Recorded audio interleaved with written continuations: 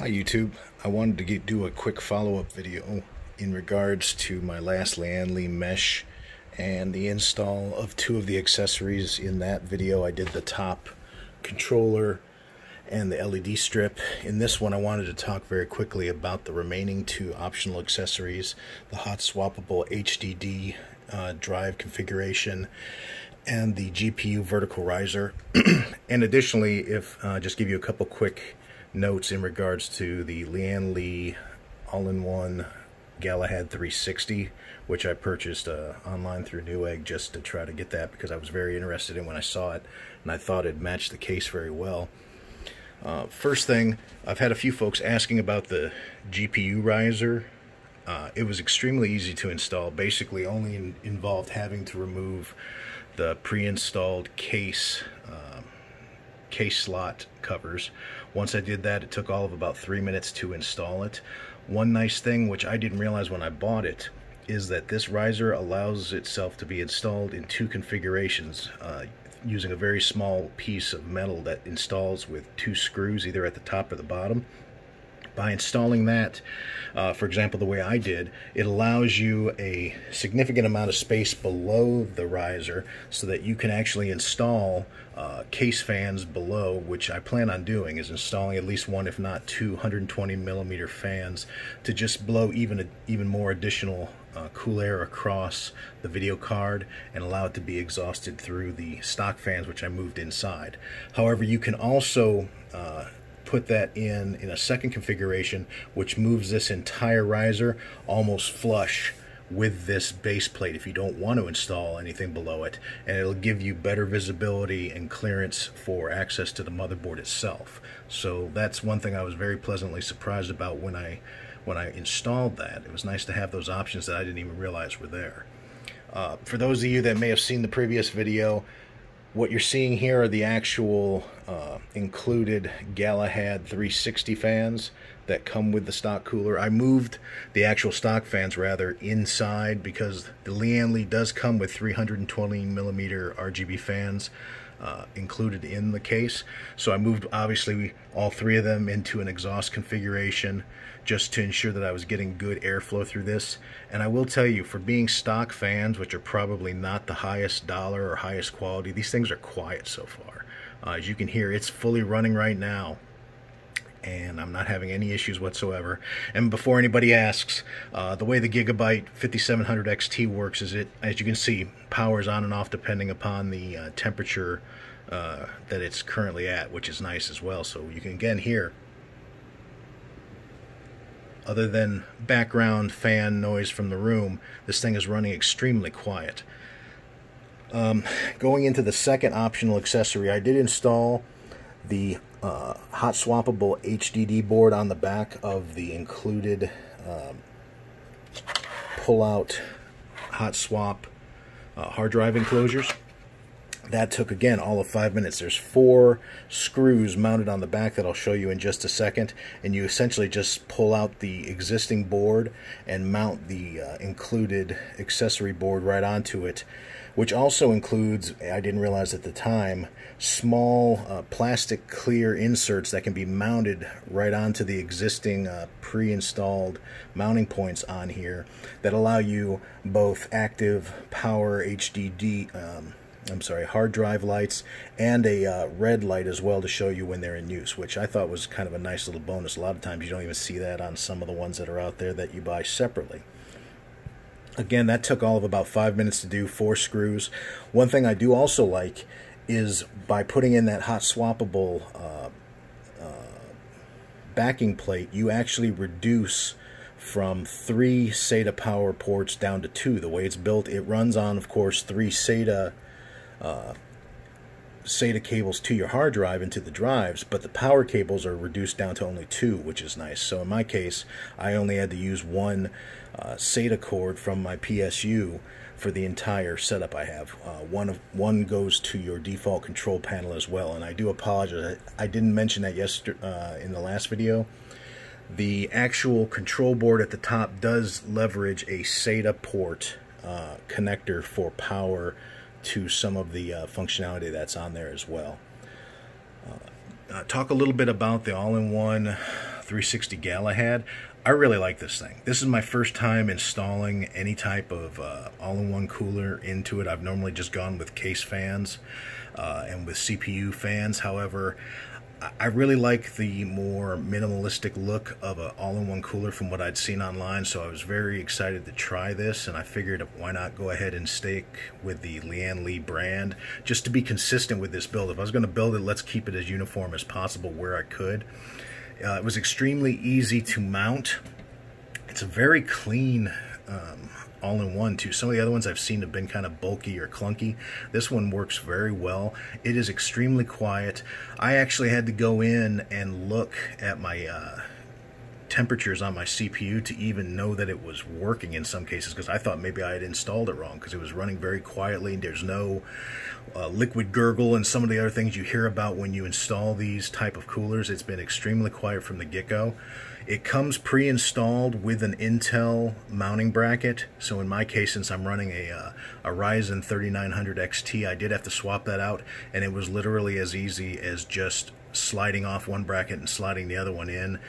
I did not have to change any of my mounting hardware on the motherboard. I believe on the Intel side you do actually have to make some small modifications, take off some of the existing hardware to allow the Intel to mount, but again, it gives you pretty clear instructions for it being made over in Asia. A lot of times you get those pictographs that make IKEA look like they are very robust instructions, but in this case it was very easy even for me to follow. Extremely easy to mount, and I will note that it does include a small syringe of thermal paste, so unless you have a desire to use a particular brand you care for, it does come with everything you need to install this onto your existing CPU without any additional purchases. One thing I will warn you about, the all-in-one does leverage the addressable RGB, or has the ability to leverage the addressable RGB. It also comes with a small external mode and color controller that you can use if you have a motherboard or a system that does not come with addressable RGB in the system itself. So you do have the ability to control your color schemes and things like that. However, I wanted this to be as uniform as possible, so I went with the MSI addressable LED connector. But I will warn you that if you're in a situation like me, both the all-in-one and the case itself would like to use those addressable RGB ports if possible. For the case actually has the color and modes built in by default, but there's an 8th mode that when you click it on there, if you're plugged into your addressable LED port, it will allow the motherboard to control the default color and mode for the system. And in this case, I was actually able to get all of the pieces to coincide through that addressable LED by simply going to Amazon, and I'm going to show you the back of this thing. Please do not judge me. I'm in the process of still putting it together, and I'm going to turn on the light here very quickly so you can see the ugliness. Bear with me. There we go. I think it's on. Oh, well, it won't come on. So I do apologize. I'm going to have to turn this case a little bit for you to see a little bit better. So what I ended up having to do here is I bought a little octopus, a little 1-2-4 output 3-pin RGB set right off of Amazon. It cost about $8 and included all the pinouts and everything, and that allowed me to plug both the all-in-one Galahad controller and the case controller in simultaneously through that. And so far I've had no issues at all. It's been running very smooth, and as you can see, the color scheme is nice and uniform. However, if you don't want to go through that particular headache, you can of course use one or the other and then just let your color scheme go based on either using the default controls or what have you through the system itself. If you have a second here, and I do apologize again for the bad lighting, and I will be more than happy to show somebody. In this mess of cables down here, which I am going to clean up, I swear, there is 4 screws to swap out that back plate, and I apologize. Next time I will have a flashlight if folks need that. Please do not judge me on this rat's nest. I will clean it up. I'm currently leaving it like this just so that I can make sure that everything is running as advertised and that I don't have to do any type of replacements or repairs before I go in there and actually go in and do some pretty aggressive cable management. So I just wanted to get this thing up and running, get a good proof of life on it, so that way I could be happy with the build itself.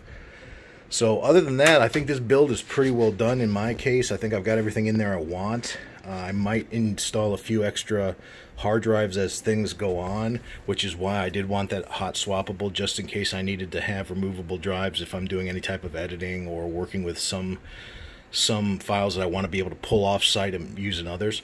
The one thing I will probably look at doing, maybe do that in a future video, is I was looking at doing the Lian Li modular RGB 120mm fans that they just announced. They will allow you to connect up to 4 fans, and based on some of the videos that are already out there, I've seen as many as 6 fans connected simultaneously and only use 1 power cord and 1 RGB input for that entire lot. It's essentially like a Lego modular kit. And if I was going to do that, I would probably replace everything simultaneously, as well as buy at least 2 more just to go ahead and fully complement what I would like to do for the final fan configuration for this board. But that's something I'm looking at long term. One thing of note, the nice thing about this case, the way this insert comes pre-mounted, it allows this all-in-one cooler to mount very easily on there. I didn't have to change anything on the front case other than simply hold it up, oh, I'm sorry, remove the existing stock fans, and then simply mount these in their place. So there was no issues of that. Clearance was no issue as well. This actual insert, which was one I showed you in the last video, comes out with 1 screw, and I then slid the hard drive case over. There's 1 mounting screw on the back of that, which allows you to move this back and forth, both to give you additional cable management here, and I believe also to give you additional clearance here if you have perhaps a wider all-in-one or something going on here. But in my case, I was able to actually slide this slightly forward, give myself a little more cable space down here, and also give myself a little more of an internal cover here. I didn't really want a large open gap to really highlight, look at all my ugly rat's nest of wires. So I did move this in slightly, but again, you can see no clearance issues at all in there. I do like the aluminum accents. I think, again, from an aesthetic point of view, if you're into that, it really will help tie your system together if you're looking at building a themed build or a color scheme build in there. So again, no issues with that at all.